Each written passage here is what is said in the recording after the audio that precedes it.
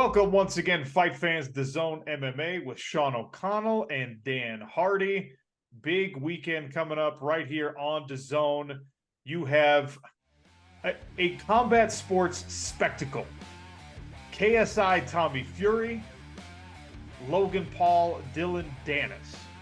And the run-up to this has been really fascinating. Before we get into it and share our opinions, Dan Hardy, we actually asked all the PFL Paris fighters if they thought the trash talk leading up to this Dillon Danis Logan Paul fight, if Danis had maybe crossed a line, or if he'd done too much, or if they liked it. So take a look at what the PFL Paris fighters thought. The Logan and Dillon Danis stuff's getting a little bit crazy, I think, on the internet, but it's all interesting, right? It's what brings the fans in, so it'll be an interesting one to watch. I'm quite excited. I think it will be a good match. I don't know whether Logan's as good as Jake, but you know, we'll see. They're both giving it a good go, so it's interesting to watch anyway. They build it up well.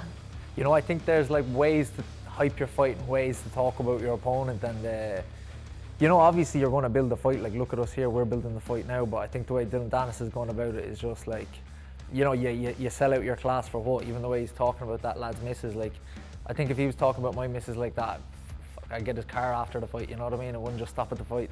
I don't think he should be doing that. I'm pretty much, I believe in boundaries and respect.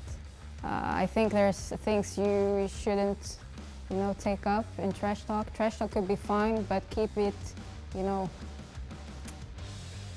yeah, keep it clean. Don't bring up people's families or wives, mothers, I don't know. So I'm not really for that. More for it, man. Like, people are too sensitive these days. Like, it's all jokes, and if I'm Logan, I'm thinking, yeah, this is more ticket sales for me. You know what I mean, do you know what I mean? This is perfect. But I guess he's getting his own back, because I heard that Jake Paul took his girl, so I don't know. All right, Dan Hardy. So I present the same question to you. You saw what the PFL fighters thought about it before our Paris event.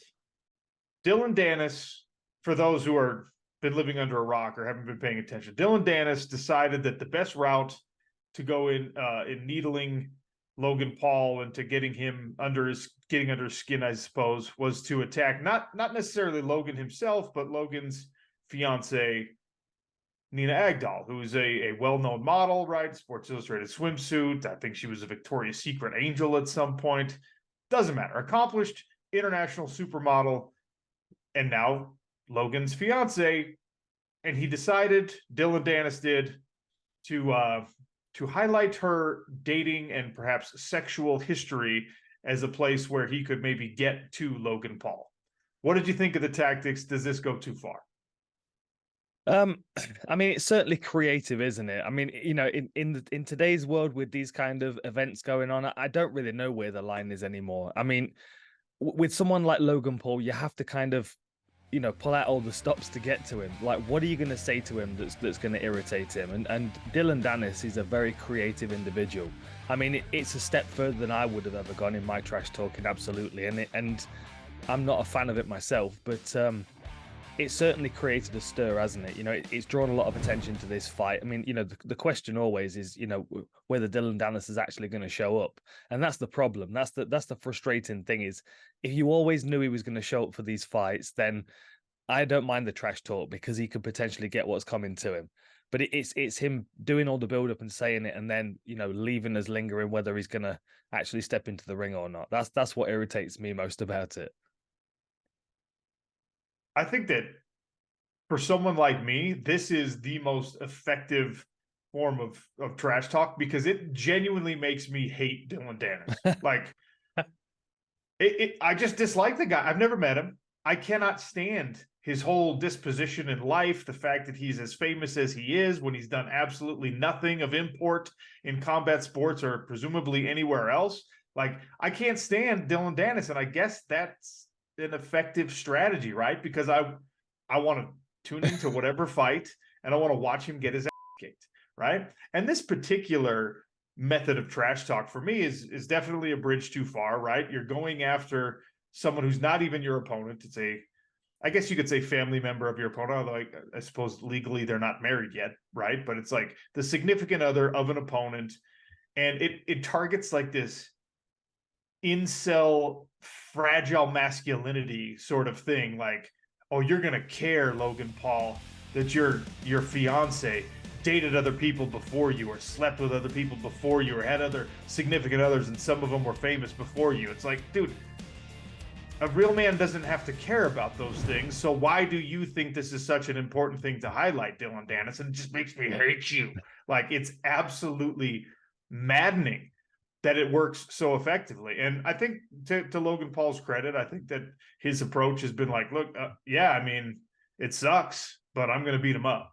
Like, Nina obviously took the steps and said, I'm gonna pursue legal action against Dillon Danis, which of course is something that we've seen. There's precedent for that in cases like this. And Dillon then threatened to pull out of the fight as a result. That was maybe his biggest misstep, Dan Hardy, is that like a week ago, he said, I'm not going to fight. And it, I think, interrupted some of the marketing for this thing, because a lot of us were like, okay, so now is Mike Perry stepping in, or is Dillon Danis going to be there? Logan Paul had to come out a couple days ago and clarify, no, Dillon Danis is still in. So I don't know. Is it too far? Yes. Is it effective? Well, yeah, because I cannot stand you and I want to watch you get your face smashed in. Yeah, I mean, it's very polarizing. You've got to wonder whether, I mean, what's his day-to-day life like? Can he go anywhere without people kind of around him? I mean, they must accept him being in the space, but like he must feel uncomfortable all the time. Like that's the trade-off that's not reasonable, I don't think. I mean, I like to poke a few of my opponents and wind them up a little bit, but when it gets to this stage, like you know, everyone's going to be like, most people you meet are going to feel insulted by that kind of thing. They're not going to like that type of trash talk. I don't know. I mean, it's got everybody talking about the fight, hasn't it? And as long as Dillon shows up, then I don't mind. I don't mind that he's been doing this. If I'm honest, I'm just hoping that he shows up, because that's the thing that would annoy me most. Like, you can trash talk and you can wind your opponent up, but then like show up and back it up. And as you said, he's a bit redundant in combat sports generally, which is a shame, because he has such a big personality that if he backed it up, he would generate quite a following. But we'll see what happens here. I mean, I think he's going to be quite undersized against Logan as well, because from what I've seen about Logan, he's he's a pretty big individual compared to Dillon Danis as well. He's very large. He's very athletic. I don't know that he's as good of a boxer as his brother Jake Paul has turned himself into, right? But one thing that we've learned about these Paul brothers is that when they go in on something, they go all the way in, right? The fitness is obviously not in question with Logan. So we'll see. We'll see how it works out. For the uninitiated, by the way, Dillon Danis, as an actual combat sports athlete, is 2-0 as an MMA fighter. Both of those were submission victories. The combined record of those two opponents is a losing record, right? It's like, I think it's like 4 wins or 5 wins and 9 losses or something between those two guys, neither of whom have competed since losing to Dillon Danis. So this is not a serious individual when it comes to actual combat sports competition. And even though I think because of the atmosphere around social media stars getting into fighting, we like real pros, we tend to say, well, this isn't actually all that serious either. But between the bells, it is serious, right? I mean, these are actual boxing competitions. These are actual fights. Whether the skill level is indicative of, world class and the audience that this is bringing in, that's a different debate. But like, you have to be taking it at least somewhat seriously, because Logan Paul is, and now his fiance is telling him every single day, I want you to go break this guy's face. And that's the thing, like even if they both show up, just kind of with a very, very basic boxing skill set, which, to be honest, I mean, we expect. I don't expect a great deal from Dillon Danis' striking, and from what I've seen of Logan Paul, even though it's very small amounts, he's he can be quite wild at times. But he did spend a bunch of time in there with Mayweather. You learn a lot from one of those kind of sparring sessions, and I do feel like with his physical condition, he's going to be able to push Dillon Danis around, and I just don't know as he takes anything particularly seriously, Dillon Danis. And see, this is where I always like, you've got to think that Logan Paul he's thinking, okay, who am I going to fight next? Who am I going to do this exhibition boxing match against? He must have expected this kind of approach from Dillon Danis. Like, you know, the kind of character that you're taking on. They're very, very strategic. I mean, you look at who Jake fought in his first few fights. I mean, like Ben Askren was a really, really good pick because he got a lot of attention, but of course his striking was going to be terrible. You know, they're very, very smart the way they've gone about this, and I think that Logan probably knew that he was going to open himself up in some way, but he maybe not anticipated this kind of attack from Dillon. But it's got to be motivating for him, and they don't really need a great deal of motivation, do they, the Paul brothers? Because as you said, like whatever they do, they go at it, and like now he's turned his attention to boxing. I've got to think he's put in a really decent training camp. I would imagine that, you know, he's got the right kind of people around him, and I just don't know as I can say the same thing for Dillon Danis. I would imagine he's kind of wandering into the gym at, like, you know, noon and hitting the bag a little bit, and, you know, jumping rope and shadowboxing in front of the mirror and thinking he's Bernard Hopkins. Like I can picture him doing that and then going home and feeling like he's done enough and not showing up in any kind of physical condition to be pushed around by someone who's in good shape in Logan Paul. I mean, look, I guess even though I despise the methodology, I have to credit Dillon Danis for making me care about something I would not otherwise care about. And that's the whole point, right, of this kind of trash talk. Because honestly, I don't want to watch Dillon Danis grapple, even though that's his specialty. I don't want to watch him in an MMA fight. I don't want to watch him box, except for when he talks like this. Like, I'm not interested in him as an individual at all. When Ariel Helwani has him on, or if we brought him on this podcast, I wouldn't even want to talk to the guy. I would do it because I have to. I'm not interested in this individual at all. And that in itself is a mastery of this this thing that we're doing as I mean, wannabe celebrities, I guess, you know, like he makes me care, even if it's the wrong kind of care. Yeah. But the thing, like, you're a very likable individual, Sean O'Connell. Can you imagine choosing to live your life as a heel? Like, it's one thing to do it as a character in a movie or even in pro wrestling, where the majority of people know that once you're out of character, you're not actually that person. But Yeah. like there is like the lines are not drawn in this circumstance. Like Dillon Danis is seemingly who he is on social media. I mean, you know, I might be very, very surprised, but even if he's not that person, he's living that character to the point where he's made a choice to be the heel in everyday life. Like, that must be exhausting, right?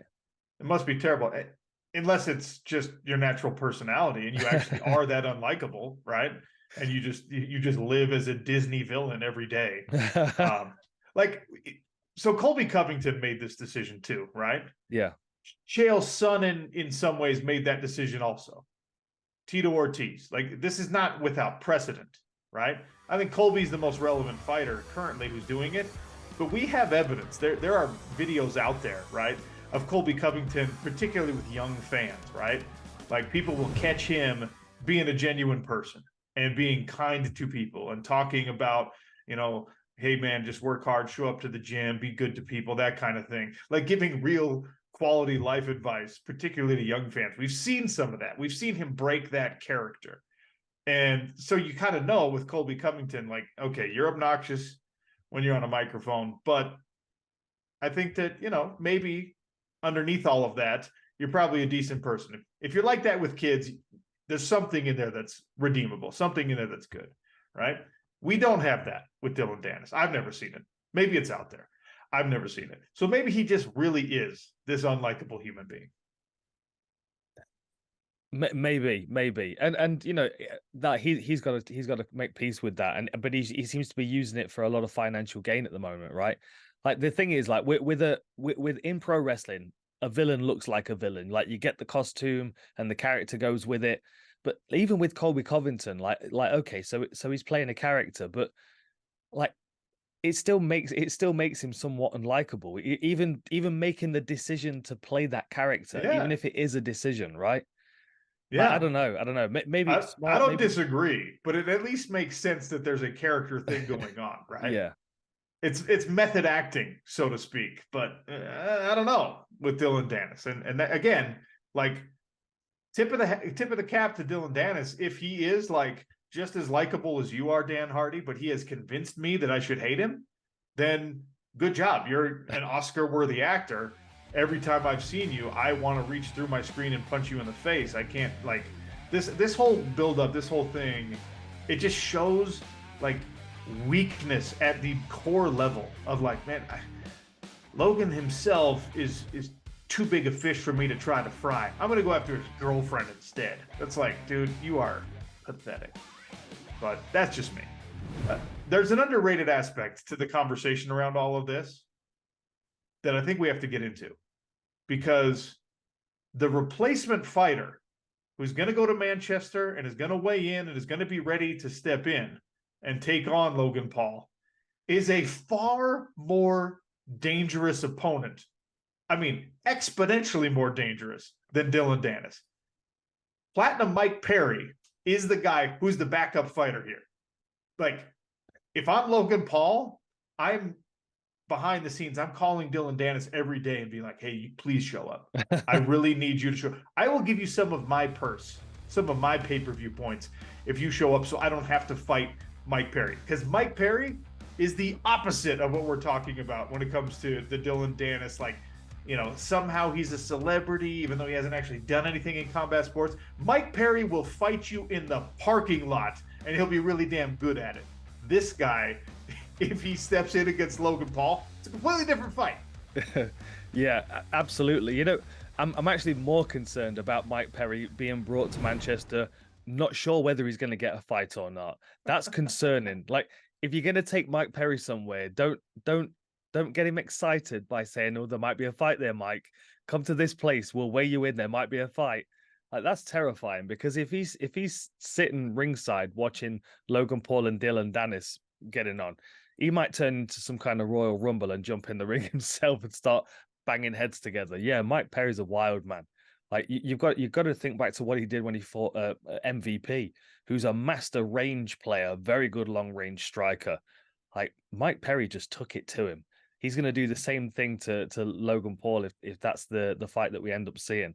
I would honestly be more entertained by that fight generally, but of course, you know, with this build-up, I do want to see Dillon Danis show up. And I mean, ideal case scenario is Dillon Danis walks out to fight Logan Paul, and then Logan Paul gets out of the ring and Mike Perry gets in and just savages Dillon Danis. Can you imagine?